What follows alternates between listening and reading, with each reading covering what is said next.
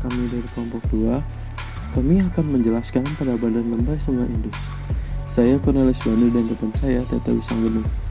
Peradaban ini berada di sepanjang Sungai Indus. Peradaban ini menjadi bagian dari wilayah Pakistan.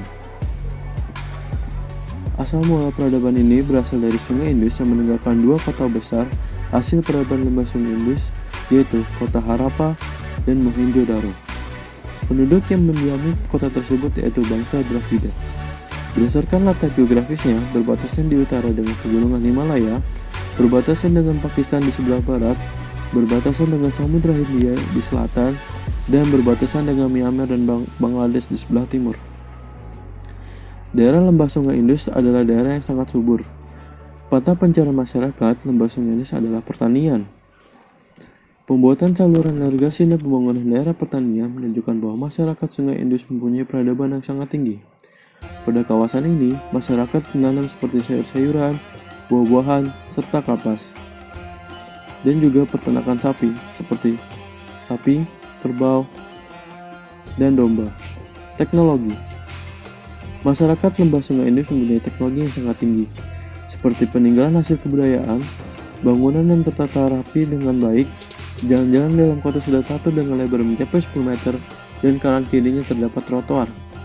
Wilayah kota terbagi oleh lorong-lorong satu sama lain dan saling berpotongan.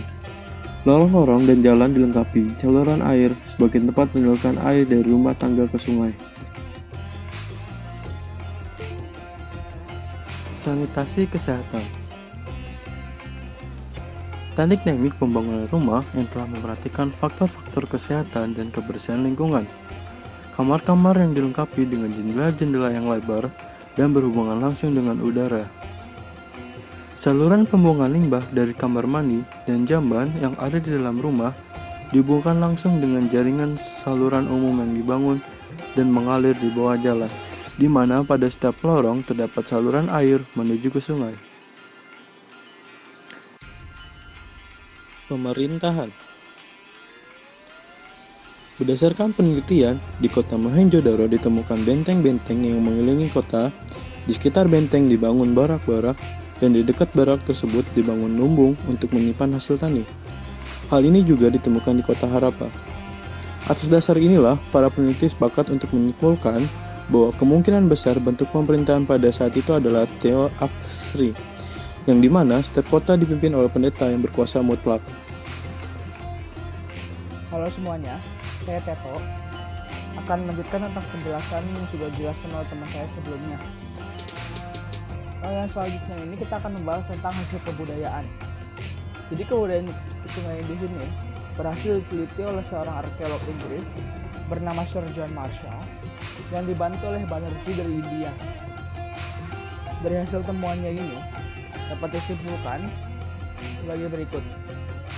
Kota Mohenjo-daro dan Harappa ini dibangun berdasarkan pola kota terencana yang modern. Dan terdapat bangunan besar sebagai tempat pertemuan rakyat.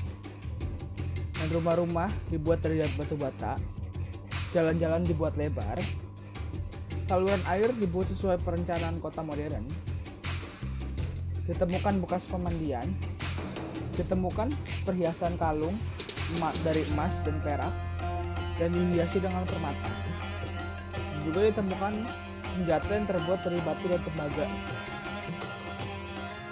Ditemukannya kota kuno seperti Mohenjo-daro dan Harappa ini menjadi bukti bahwa ilmu arsitektur sudah berkembang pesat di peradaban lembah Sungai Indus. Bangunannya yang terbuat dari batu bata merah yang sudah dibakar serta dipoles dengan kapur dan semen. Dan juga sudah banyak rumah yang bertingkat 2 dan 3 dengan pipa-pipa yang terbuat dari tanah liat untuk menyalurkan air dan kotoran dari tingkat teratas hingga bermuara ke selokan bawah tanah.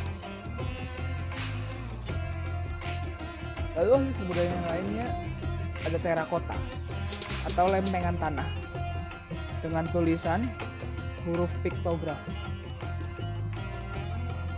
Lalu ada patung Dewi Ibu atau Dewi Sri, manik-manik, guci keramik, dan beberapa patung, serta bak mandi besar.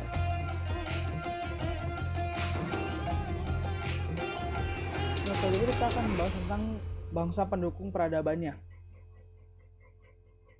Ada 2 bangsa pendukung peradaban dari lembah Sungai Indus ini. Yang pertama adalah bangsa Dravida. Bangsa Dravida ini merupakan bangsa asli India kuno yang berada di lembah Sungai Indus. Bangsa Dravida mempunyai ciri-ciri fisik yaitu warna kulit yang hitam, postur tubuh yang pendek, bentuk hidung pesek, rambut keriting, dan warna bola mata yang coklat. Dan bangsa pendukung peradaban yang kedua adalah bangsa Arya. Bangsa Arya ini memiliki ciri-ciri berkulit putih, berpostur tubuh tinggi, bentuk hidung mancung, rambut pirang, dan bola mata biru. Bangsa Arya ini bermata pencaharian sebagai penggembala. Hidup-hidupnya berpindah-pindah atau nomaden, tidak terbiasa dengan kehidupan kota, menyukai perang dan ekspansi, serta hidup dari hasil rampasan.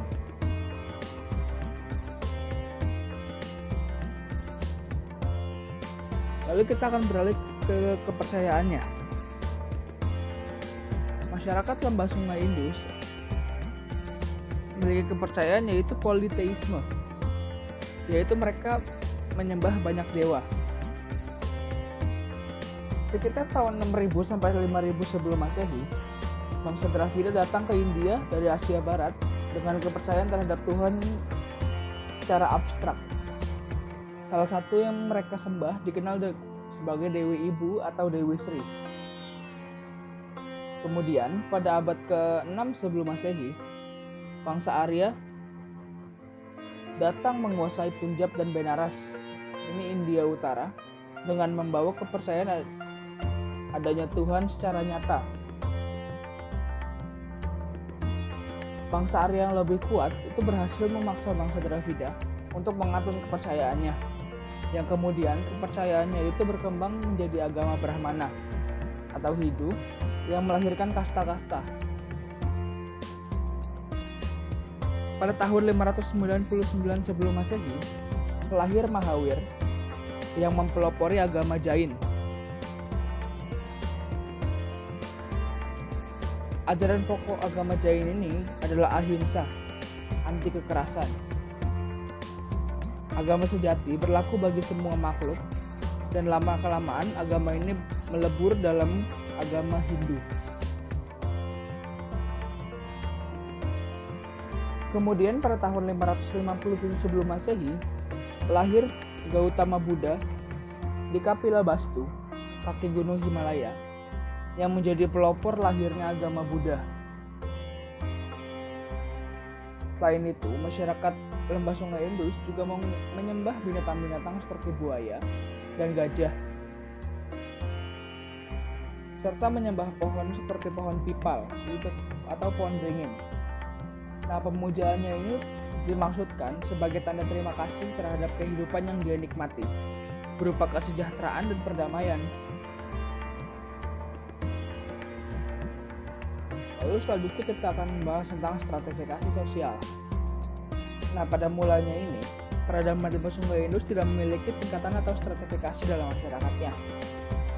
Kasta-kasta ini muncul karena ada pengaruh dari datangnya bangsa Arya, yang dimaksudkan untuk mempertahankan kekuasaan di tengah masyarakat. Bangsa Arya ini berusaha menjaga kemurnian ras. Jadi, mereka melarang adanya percampuran dengan bangsa Dravida. Oleh karenanya, bangsa Arya menciptakan sistem kasta dalam pemasyarakatannya.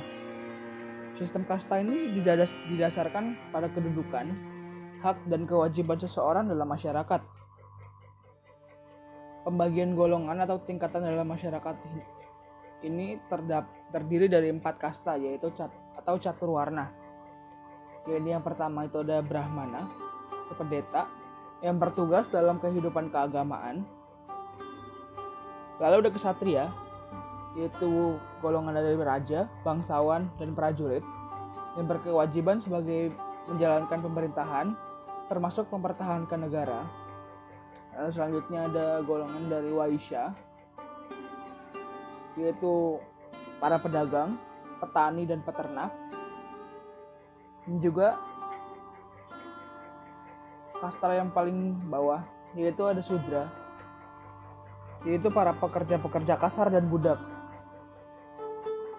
Nah, sebenarnya dari 4 kasta ini ada satu kasta lagi yang berada di tingkatan paling bawah, di bawahnya Sudra, yaitu ada kasta Paria. Jadi Paria ini orang-orang yang melanggar aturan, penjahat, perampok, dan pembunuh. Jadi mereka ini orang-orang yang diasingkan dari masyarakat dan juga tidak boleh dekat-dekat berinteraksi dengan masyarakat. Sekian video dari kami, kurang lebihnya mohon maaf. Terima kasih sudah menonton.